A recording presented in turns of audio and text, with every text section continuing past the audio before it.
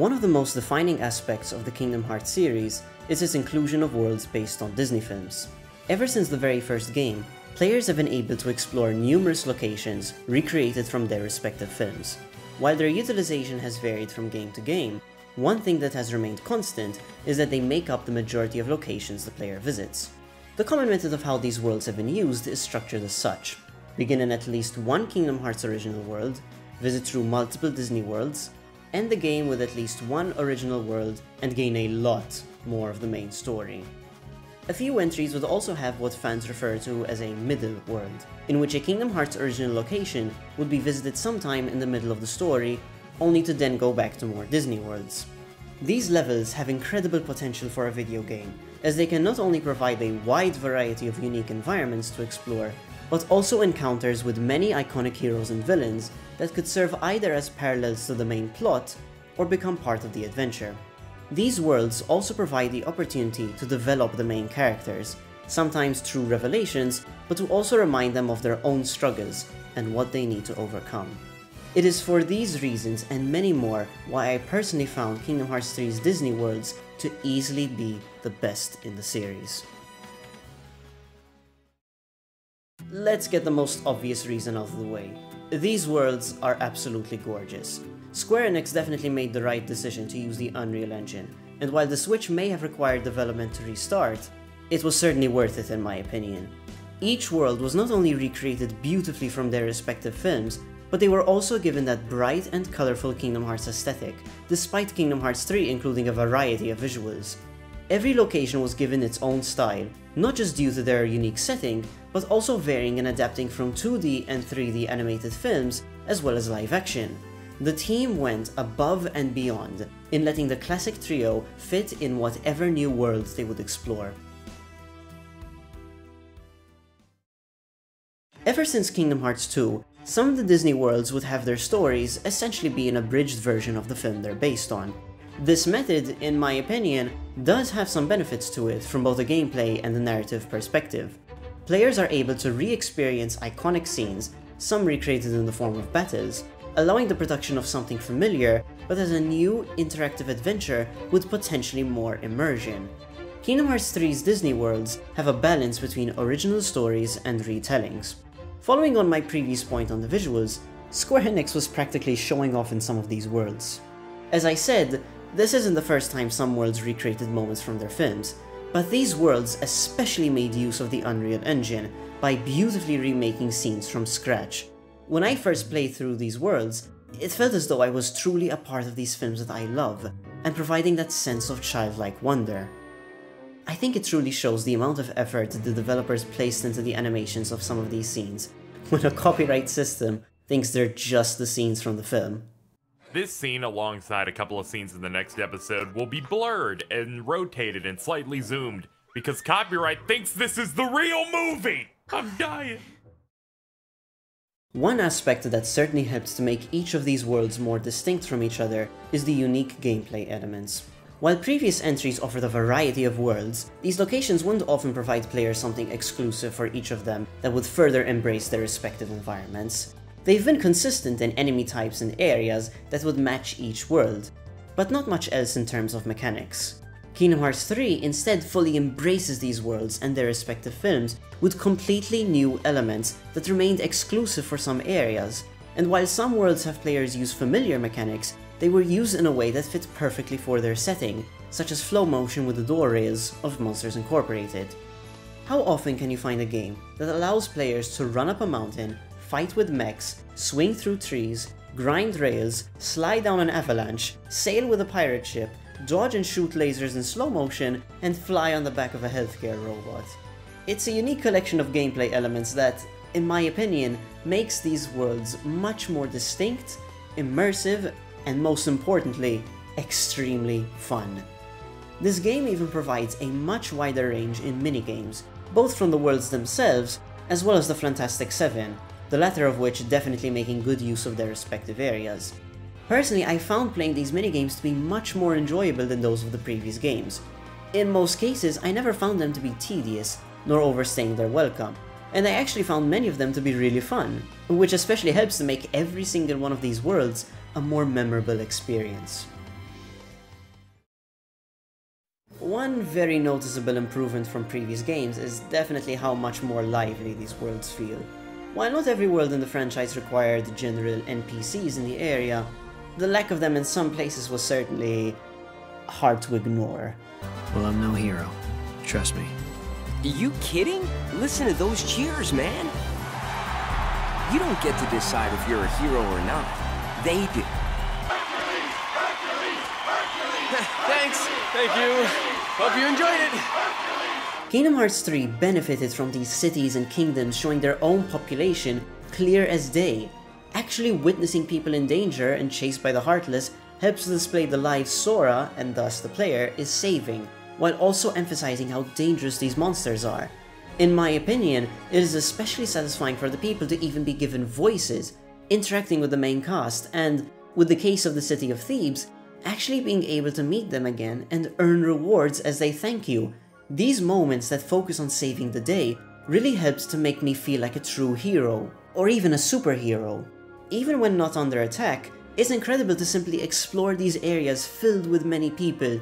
You can hear them discuss certain events, comment on their lives, or even providing hints for the player for special items. Even though some worlds weren't given many NPCs, they were at least given justifiable reasons as to why they weren't present, either due to the narrative, or simply the areas not needing them.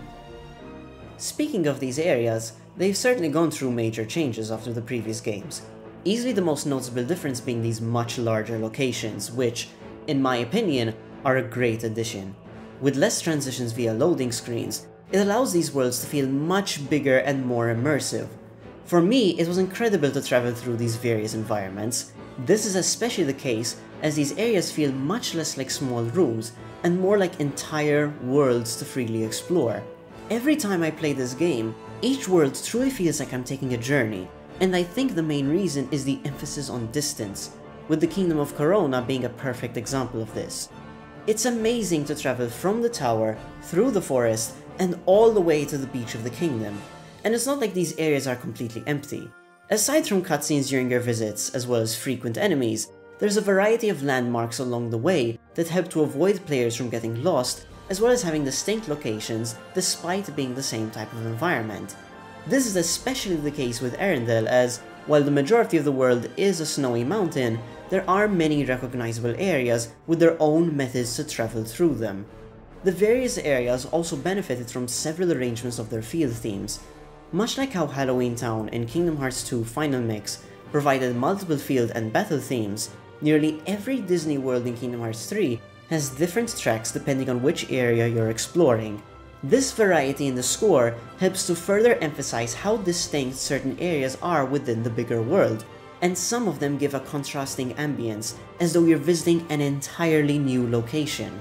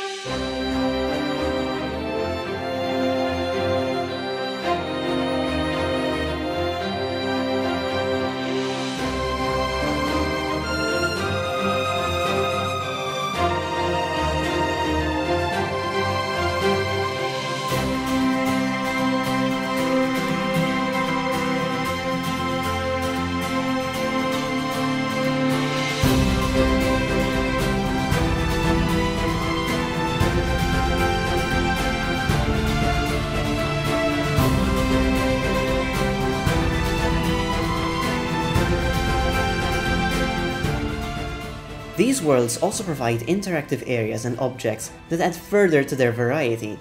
I had listed examples such as running up walls and swinging through trees, but some areas also allow the use of certain combat mechanics such as air step and flow motion. Mechanics like these help in making these locations much more distinct as the player moves forward, and it's a form of interactivity that I felt has been missing after the first game. The flow of travel feels similar to that of the original game, but combining it with the speed and pacing of Dream Drop Distance, providing a much more balanced approach between the two. There are also several objects you could interact with to gain more items, hidden treasure chests, clever placements of lucky emblems, or even simply just searching for white crabs to upgrade your own pirate ship. There are even numerous details and Easter eggs that call back to their respective films. These details, to me at least, display the amount of love and care the developers had when making these locations. It's just so much fun seeing this level of detail in the creation and recreation of these areas and their characters. This section is definitely the most subjective point within this video, but in my opinion, these worlds had some of the funniest and most charming interactions in the whole franchise. This isn't saying that the series prior to this game had no funny moments, but Kingdom Hearts 3 just simply provided way more comedy than usual, while also not overstaying its welcome. Again, in my opinion. The way characters' expressions are so animated, the performances, the use of sound effects, certain music tracks, they just feel so different from previous entries in a good way. Wait! If Hades is here, then where's her? What is everyone's infatuation with that stone? Never mind. Some of these moments, even among the organization, just felt as though they came completely out of nowhere, which certainly benefit the style of comedy. Then I invoke the right of parley. No parley. Look around. We're a little busy. And besides, I've already got all that I want, mate.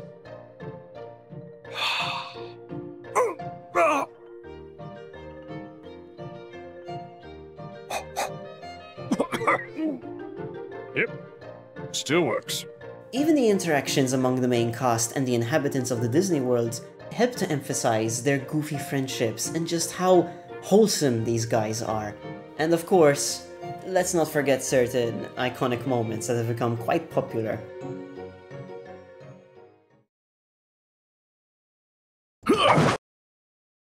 As an action RPG, one aspect of the franchise which I personally found to have gained a major improvement in Kingdom Hearts 3 was the presentation of boss fights. While the series is certainly no stranger to bringing epic encounters, the highlights tend to be near the end of the games. However, Kingdom Hearts 3, across all of its Disney worlds, brought some of the series' most epic and dynamic boss battles, in my opinion. Olympus alone already displays a new sense of scale and progression when facing these powerful enemies. These sequences feel much more cinematic, emphasizing how dangerous these bosses can be, while also, in a way, acting as epic rewards for dealing enough damage. One reason may simply be the removal of the HUD during these moments, but I think it's much more than just that. Let's take the Rock Titan for example. During this fight, you are not exclusively facing the giant, but a good portion of the sequence is making your way towards him. This emphasizes how powerful he is, considering you have to work your way to even face him. Multiple phases are presented to the player, providing a variety of mechanics that evolve with each stage, from dodging the falling boulders, to facing regular Heartless, to finally reaching your way towards the boss. What is especially incredible is the evolution of the score. A section of the track transitions towards the next while in the middle of gameplay, as you continue your way up the mountain. Yoshitaka Suzuki's new arrangement of The Deep End is not only a great callback to the first game, but it also brings a perfect sense of progress, as well as how much stronger the Rock Titan has become from your last encounter. The music is certainly a major factor that adds to the sense of epicness. Whether they are new arrangements of classic songs or completely new tracks, the official soundtrack present in this game, in my opinion, is absolutely fantastic. The series is well known for its incredible songs, mostly composed by Yoko Shimomura, but this game somehow went even further by bringing in many additional composers and arrangers to the franchise, providing an insane amount of new songs.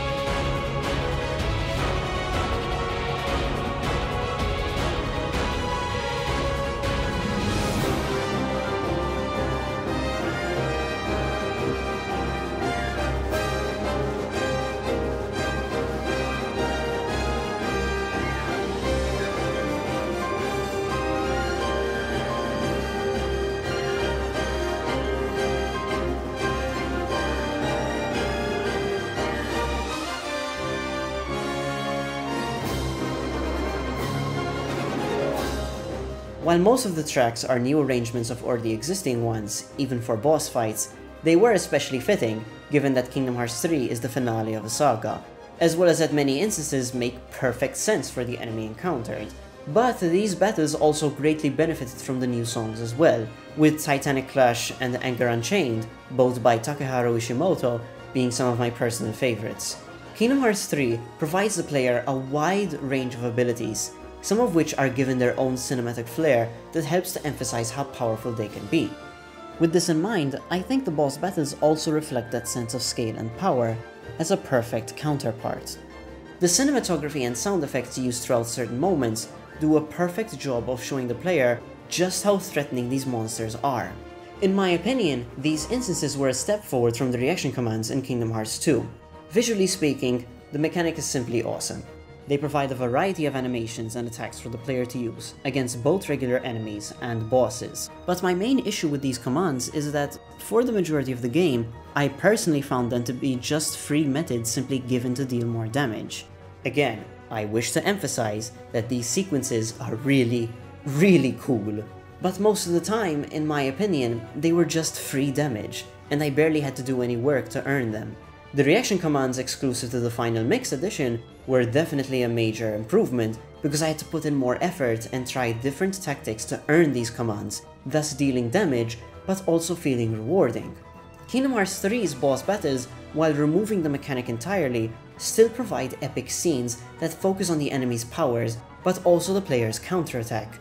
I think a perfect example of this is the battle against Skull, who summons a gigantic dark meteor and gives the player a time limit until the spell crashes down. The player is now given a new phase to defeat a certain amount of weaker enemies until the situation commands to fight back appears, giving a short but epic scene of Sora and Marshmallow freezing and shattering the entire meteor. The player has to earn this animation rather than simply wait to press a button, and you are not even doing this to deal damage, but to avoid losing your own health points. These fights provide players with more interactive and immersive sequences while still displaying epic visuals. Even outside the scenes I previously mentioned, the bosses offer various phases that require the player's input to dodge and attack, providing, in my opinion, much more intense and epic battles than any of the previous games. Now, this point is one of the main reasons why I love Kingdom Hearts 3's Disney Worlds, their contribution to the main story. This is far from the first time these worlds have benefited the main plot in some form or another, but there have been several in the past that I personally feel didn't provide much, if not at all. Thankfully, there have been other worlds which help to develop the main characters, involve the antagonists furthering their schemes, or providing revelations to the player. Kingdom Hearts 3's Disney Worlds benefit from all three of these points, making every level in the game a vital chapter in Sora's journey, as well as the organization's. The Seekers of Darkness consistently have reasons for their presence in their respective worlds. Whatever location Sora encounters a member of the organization, they always have something to gain, and, in most cases, not only benefits Xehanort's plans, but also directly leading to the results of the Second Keyblade War. Each member gathers information or conducts experiments and learns from their visits. They observe the nature of worlds, their inhabitants, or even Sora himself, and are able to take steps closer to Xehanort's endgame. They don't simply just taunt Sora and leave, they do so much more than just that.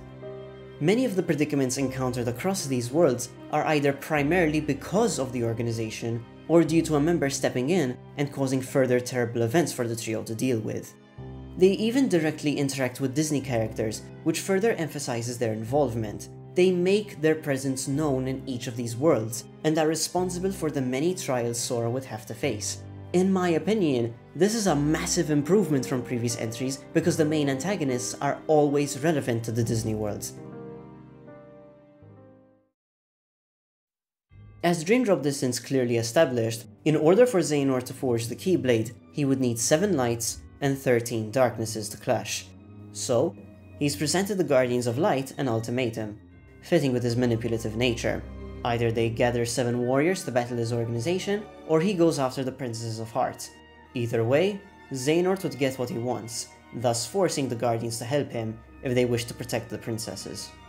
Even if we deliberately avoid finding our 7 lights to avert another Keyblade war, Xehanort will still target the 7 princesses in order to forge the Keyblade. However, Xehanort now has a disadvantage due to the 7 lights moving on to new vessels, which means he must begin his search again.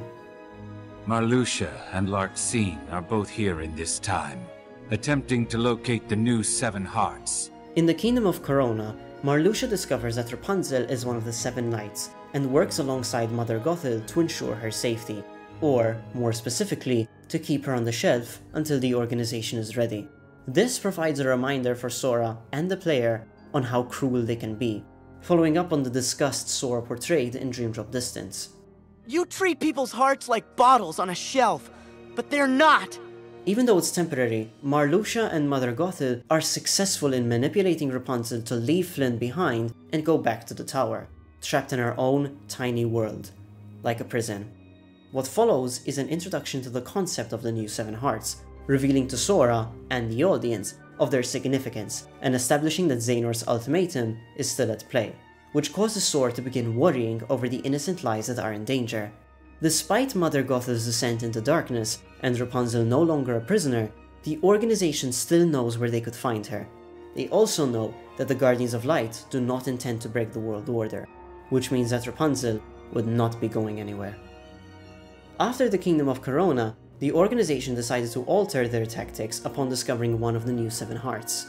Initially, Marluxia intended for Sora to watch over Rapunzel to keep her safe. However, due to his meddling, they lost Mother Gothel, who was tasked with keeping her imprisoned. So, in Arendelle, Larxene takes a different approach. Instead of trusting Sora to look after Elsa, she is now keeping him away from her, ensuring that they let things take their course. No one's gonna hurt her, but we're not about to put up with your meddling. Stay here and behave yourselves. You wanna help her? Then stop trying to be her hero. Let her figure things out her own way! Not only was she successful in keeping Sora distant, but in the process, he motivated Anna to help her sister, which eventually benefited the organization. Anna's sacrifice led to Larxene discovering that this world had 2 of the new 7 hearts. She continues to mock Sora on their backup plan in case he doesn't prepare their Guardians of Light. Sora attempts to taunt her back by reminding her that there's still 1 Seeker of Darkness short. But unfortunately, Larxene reveals that they're already done with that, which takes away all of Sora's confidence. With the organization already halfway done with their search for the new 7 hearts and obtaining their 13th vessel, they have now placed a short time limit for the Guardians to gather.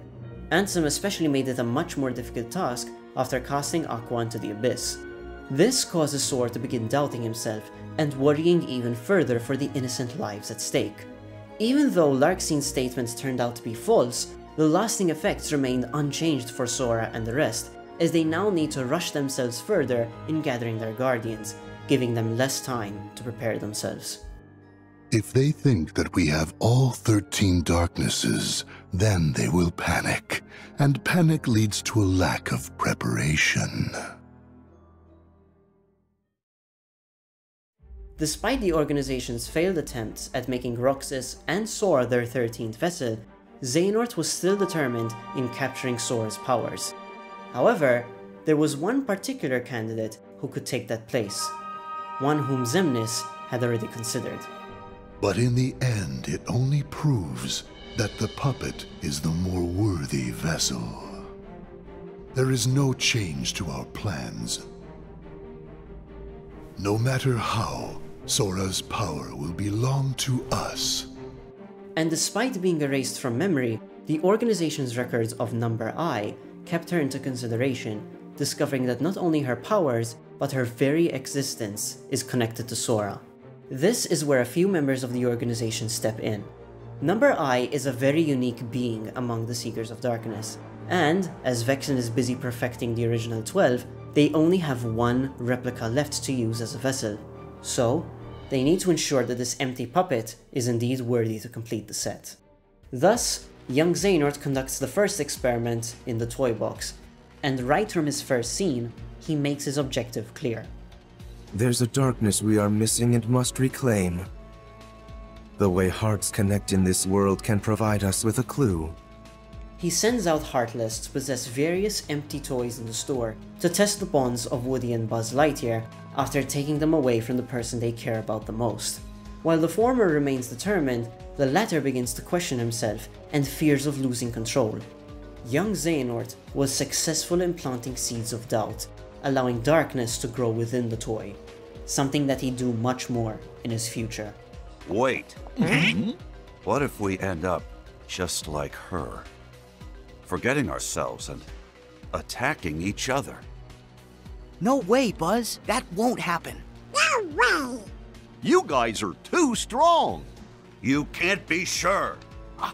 What if I get taken over then attack you? This world was perfect for the organization as a proof of concept. They discovered that toys in this world can make powerful connections. So what if they were taken worlds away from their home? Would they still be able to hold on to their hearts? Or could they lose hope and trust? The latter is proven with Buzz, providing an opportunity for Xehanort to fill that divide with darkness. Such tremendous darkness. All because he was ripped away from the boy who cares about him most. Not only does this experiment benefit the organization, but it also cements Xehanort's beliefs, portraying a strong contrast to Sora. But if the light of friendship is a form of power, the darkness of being alone is a power even greater. Darkness is the heart's true nature. Despite the trio, alongside Woody, being able to save Buzz, this act only provides more evidence for the organization, proving that puppets can not only contain powerful darkness, but that they can grow strong hearts. So even empty puppets can be given strong hearts. I'm going to have to remember that. The organization continues their experiments on negative emotions in Monstropolis, discovering an entire factory that once gathered them as energy. So, whom better to send than Vanitas and his endless creatures that feed on negativity? This facility was everything I could hope for, and I was lucky enough to find a pawn whose heart was darkened by thoughts of revenge. With the help of Randall, Vanitas was able to distract Sora and the gang while he sent out the Unversed to collect the screams of children, not only discovering that pure negative emotions could be harnessed, but also using it to reconstruct his own heart, making him a much deadlier force. Vanitas makes it quite clear that Monsters Incorporated proves to be extremely beneficial for the organization, providing them the richest source of negative emotions. This whole world was powered by Scream. They converted the screams of human children into energy, and this very company was what made it all happen. But, aside from aiding Xehanort, Vanitas still has his own intentions. While the company was helpful in rebuilding his heart, he knows that there's still one thing missing, and this is where he reveals very important information to Sora: the location of Ventus's heart. The Guardians of Light have now finally discovered where the heart of a long-lost Keyblade wielder has been hidden, and this moment is one of the main reasons why Sora would later accompany Aqua on her return to Castle Oblivion. While this information is not new to the audience, it is to the Guardians, and this revelation was vital to them. In San Francisco, the organization performs one final test, which would eventually lead to Xion's recreation. With Riku Replica visiting this world, he is tasked with conducting an experiment, which essentially combines the two they had previously orchestrated in the Toy Box and Monstropolis, as well as using Sora's idea to bring back another former member of the organization. With the help of the bug blocks, Riku Replica terrorizes the city to gather data on negative emotions and creates a brand new heart. This heart born from conflict is then transferred to a new vessel, the original Baymax model, left as an empty puppet. This experiment proves the organization's theories, and thus they can now prepare their final vessel, an empty puppet that would be given a strong heart, filled with darkness, and born from conflict. A true nobody, hailing from the edge of oblivion. The being before you was recreated from the records that were left by Vexen, and the many experiments performed by young Xehanort. Xion parallels Dark Baymax in many ways, such as lacking a sense of self. But, much like the healthcare companion, Sora's clash with Xion would lead to her true, present heart's return, bringing back her true self. But there's one piece missing. Sora, you're the one who's going to complete this heart. It's all right! You can stop now! It's all right! Xion!